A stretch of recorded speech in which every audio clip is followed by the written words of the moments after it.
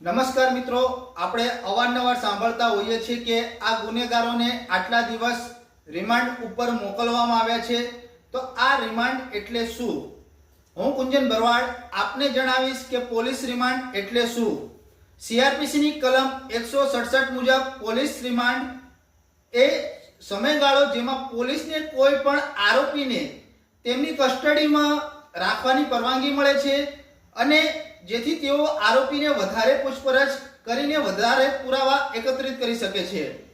CRPC ની કલમ 57 મુજબ કોઈ પણ આરોપીની ધરપકડના 24 કલાક બાદ મેજિસ્ટ્રેટ સાહેબની સમક્ષ હાજર કરવો પડે છે અને આ 24 કલાક બાદ વધુ પૂછપરછ માટે પોલીસને રિમાન્ડ મળી શકે છે.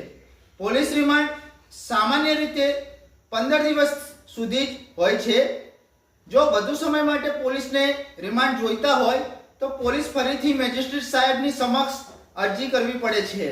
રિમાન્ડના બે પ્રકાર છે, પોલીસ રિમાન્ડ અને જ્યુડિશિયલ રિમાન્ડ. પોલીસ રિમાન્ડમાં આરોપી પોલીસ કસ્ટડીમાં હોય છે અને પોલીસ તેને વધારે પૂછપરછ માટે લઈ જઈ શકે છે. જ્યારે જ્યુડિશિયલ કસ્ટડીમાં આરોપીને જેલમાં મોકલવામાં આવે છે અને પોલીસ નામદાર કોર્ટના ઓર્ડર વગર પૂછપરછ કરી શકતી નથી. જે ગુનામાં 10 વર્ષથી ઓછી સજા હોય તેમાં જ્યુડિશિયલ કસ્ટડી 60 દિવસ સુધીની હોય છે.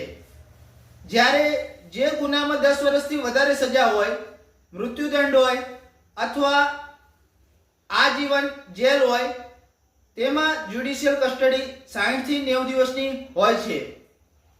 As per Indian constitution article 22(2) પ્રમાણે કોઈ પણ આરોપીને મૌલિક હકની રક્ષા થવી જરૂરી છે. કોઈ પણ આરોપી પાસે વકીલ રાખવાનો અને રિમાન્ડનો વિરોધ કરવાનો હક હોય છે.